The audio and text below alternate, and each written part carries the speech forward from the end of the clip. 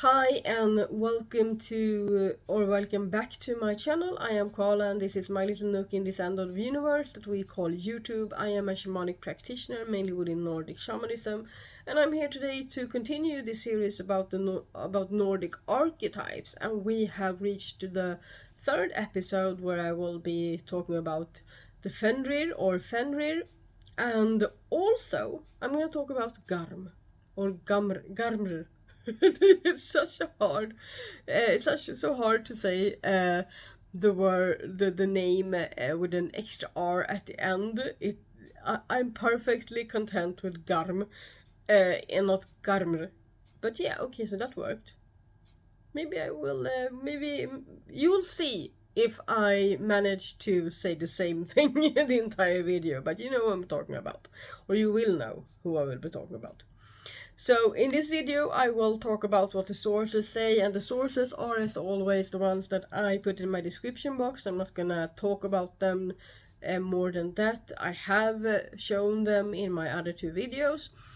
And yeah, I'm gonna talk about the Fenrir first, and then I'm gonna go into Garm, and after that I'm going to talk about both of these and their role in modern shamanism, and I'm going to talk about my relationship with these two, and then how we can summon and why should we, and how we can, or if we can, celebrate and honor these two and why we should do that. Before I just thank you for watching this video till the end.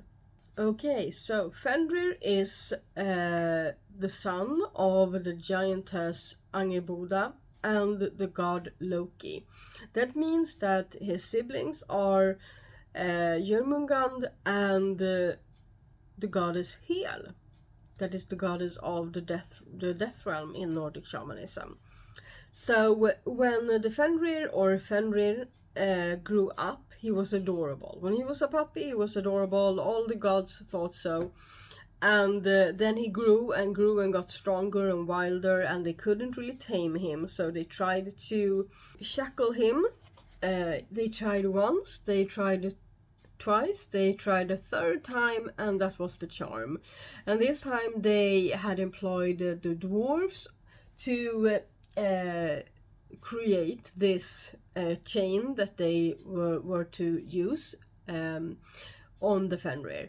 And this is where Tyr comes into the story, because the Fenrir, they told him that, oh, you're just gonna try out this lace around your neck, it's no worries, we're just gonna try it out, because it was very thin, it was like almost like silk, and it was very light.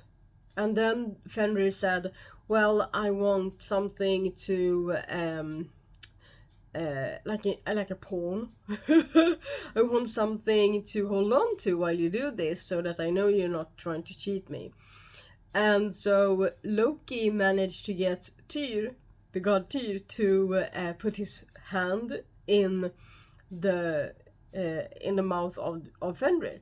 And so when they pulled on the shackle and he realized how strong it was, he bit off Tyr's hand. And since then Tyr is called the one-handed god. So this shackle is called Gleipne, and yeah, because everything needs a name, you know. The one that they didn't really succeed with was called Leding and Drome, or Drome. So the one that they actually got him with was Gleipne or Gleipner. And then the story continues that that Fenrir isn't really released, or he doesn't break free until Ragnarök. And during Ragnarök he kills Odin, and then Odin's son Vidar avenges Odin and kills Fenrir. And here the stories kinda go two ways. Either he stomps on his mouth and kinda just kills him like that, because apparently he has very big shoes or very heavy shoes or something, or he kills him by putting something through his heart, but I haven't found what that would be. So, but he is killed during Ragnarok when he gets free. And then there is this mention of that maybe Fenrir is the same as Garm, but there are a lot of things that, to me at least, makes it seem like they are not the same, because they have different endings, different fates, and they have different purposes in the Nordic shamanism, which I will get to in a moment. A fun fact about Fenrir is that giants and ogres, I'm gonna call them ogres, or is goblins. The Swedish name is troll. So giants and trolls. I think you would say trolls. It's written here that according to Valan's spådom, both of these see the Fenrir as their ancestor, and the English translation is ancestor, but the true meaning of stamfar is almost like tribe father, like the first one.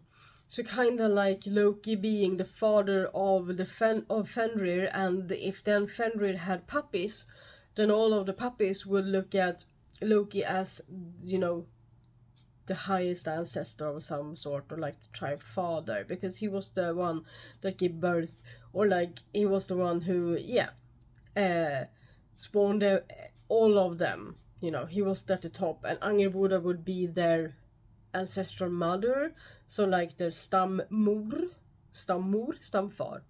So ancestor is like, for me the word ancestor is like anybody that was born before me of my line. You know, it could be my grandfather is my ancestor, my great-great-grandfather is my ancestor, but the first one, you know, the one at the top, the first human, you know, who was that? And that's stamfar, stammor. So yeah, that's just a bit of a fun fact. And then I just want to mention one more thing about Fenrir before going into Garm, and also the differences. So in this story of Tyr losing his arm or hand to Fenrir when they tried to shackle him, it says that Gleipnir that they used to shackle him was successful because it was strong and thin and all of that, but because it was made of 6 parts that no longer exist in the world, I don't really agree with this, and you'll see why, that they don't exist anymore. But it's still a fun story. It is supposed to be made out of a cat's roar, a woman's beard, the roots of the mountain, the tendons of a bear, the breath of a fish, and the spit of a bird. And I think that bears have tendons, fishes do breathe, and the spit of the birds I'm unsure of. But so is quite a fun anecdote that this is what it's made of. And it's one of those stories that makes me think of, you know, any witch in a fairy tale where they have all of these jars and different parts that they bring into their like poisonous kettle and their spell.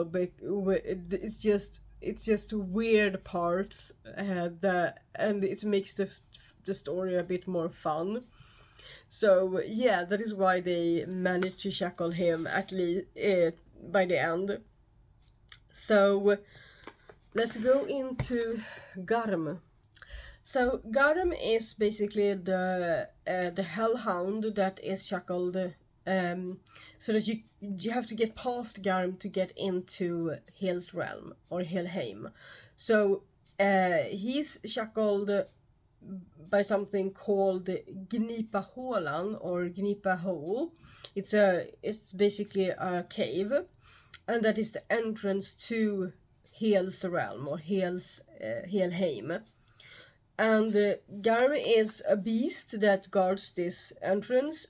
He's shackled, and there are different stories about if he are released, or if he releases himself by Ragnarök, or if he doesn't. Because some stories, this is where he differs from Fenrir, because while Fenrir is released, or he sets himself free at Ragnarök, so he kills Odin, etc. Garm is supposed to be the one that when he howls, that is the beginning of Ragnarök, and he's not released. He keeps on howling and he keeps on barking all the way through Ragnarök, until he is slayed by Tyr, funnily enough, but not before eating Tyr whole.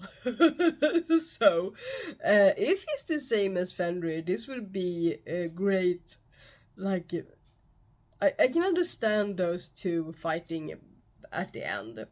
And his name Garm is supposed to be related to the verb gorma in Swedish, or in Norse, ancient Norse. And that means the one that alarms, or the one that is barking. So, as I said, in a lot of the sources, he is identical to the Fenrir. So in one of my sources, it says like this, that the Fenrir is released, but another wolf or dog by the name of Garm is howling. And it's like a poem in the big collection called Valandsbodum or Voluspa, and it says, I'm gonna translate this into English, so I'm very sorry. Garm is now whimpering loudly in front of Gnipahålan.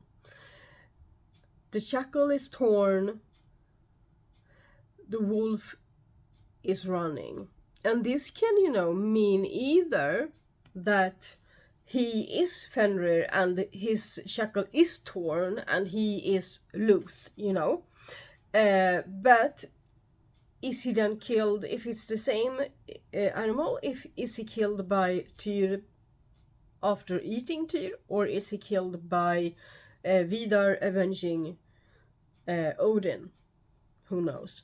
This can also mean that the Fenrir is loose and then Garm also comes loose after, howling and telling everyone that Ragnarök is upon us. The end of the world has arrived.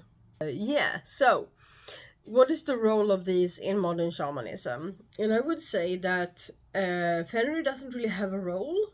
That's the funny thing. He's more of a force. He's more of a symbol of the wild aspect of the wolf. And then we have Garm that has a really obvious role, and his role is to guard the lower world of Helheim, so that no one can get in there without passing him. And that is also how I think we see them when we work with them. I meet Garm in almost all shamanic journeying I do to the lower world of Helheim, at least for my own sake. If I guide others there, I might, bribe Garm so that they can get past and experience the world of Helheim.